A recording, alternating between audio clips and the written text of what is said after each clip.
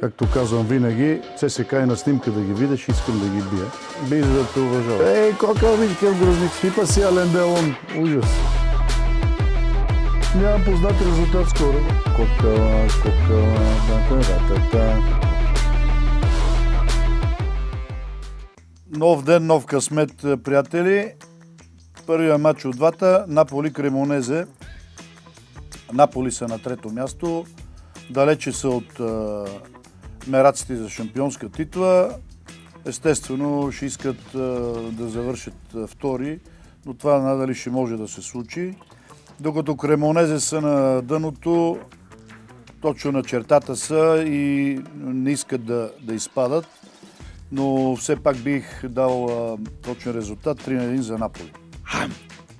Следващия матч в програмата Реал Бетис, Реал Мадрид.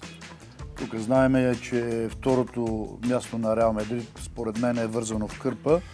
Те все още имат амбиции за шампионската титла, но ще им е доста тежко с тези минус 9 точки, които са от Барселона. Но все пак всичко може да се случи, след като имат и директен матч с Барселона, така че тук бих дал точен резултат 1-2 за Реал Мадрид. Там специално за играчите, които притежава Реал Мадрид, би им паснал Почетино, според мен. Той си с аржентински корени.